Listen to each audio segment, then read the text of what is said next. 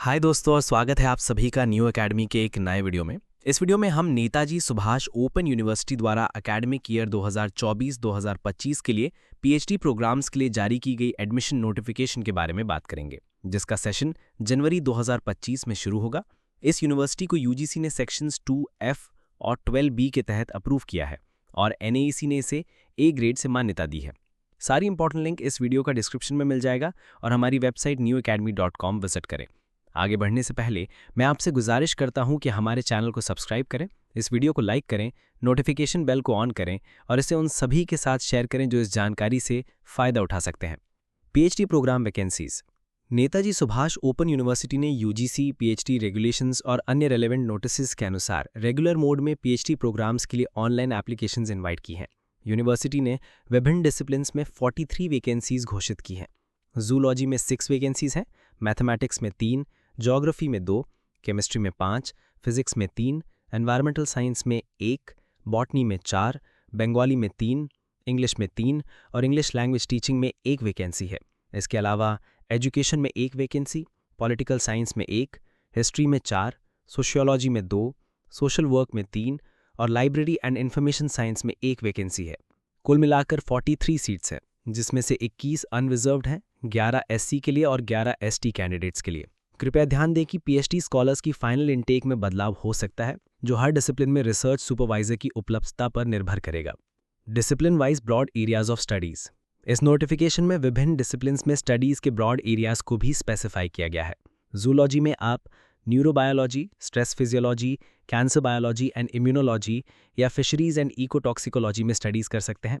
Mathematics में broad area differential geometry है, geography open है, जबकि केमिस्ट्री में केमिकल साइंसेज के अंतर्गत इनऑर्गेनिक, ऑर्गेनिक या फिजिकल केमिस्ट्री है। फिजिक्स में स्पेस फिजिक्स और एनवायरमेंटल फिजिक्स और कंडेंस्ड मैटर फिजिक्स अवेलेबल है।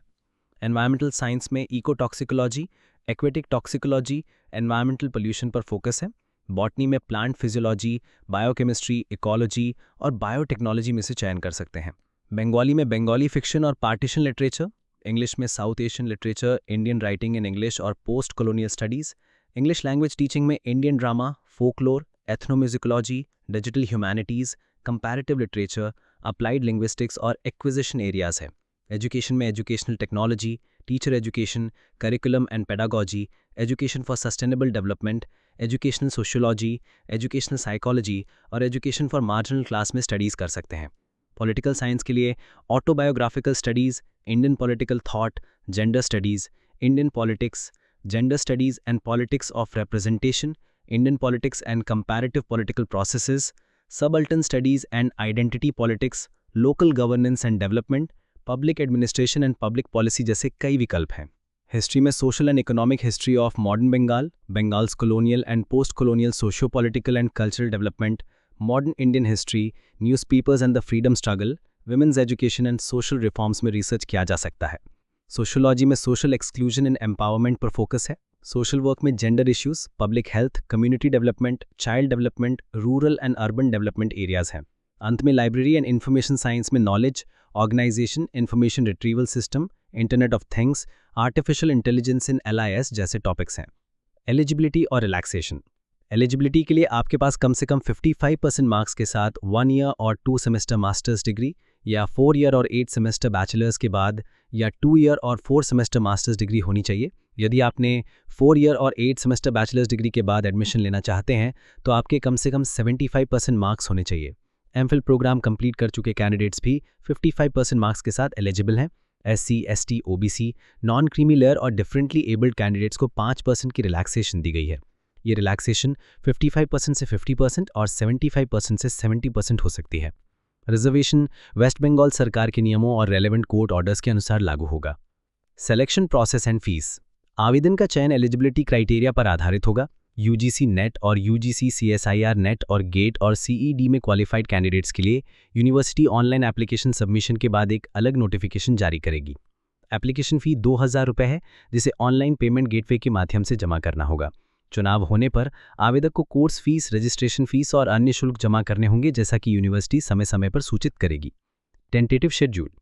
ऑनलाइन एप्लीकेशन फॉर्म्स और फीस कलेक्शन 12 सितंबर 2025 से सुबह 10 बजे से शाम 8 अक्टूबर 2025 के शाम 4 बजे तक चलेगा। डॉक्यूमेंट वेरिफिकेशन और एप्लीकेशन फॉर्म सबमिशन 4 नवंबर को सुबह 11 बजे से दोपहर 2 बजे तक नेताजी सुभाष ओपन यूनिवर्सिटी के हेडक्वार्टर में होगा। Important guidelines. आवेदक ऑनलाइन एप्लीकेशन सबमिट करने से पहले यूजीसी, एनएसओयू रेगुलेशंस और एडमिशन वेबसाइट पर दी गई सभी जानकारी को ध्यान से पढ़ें।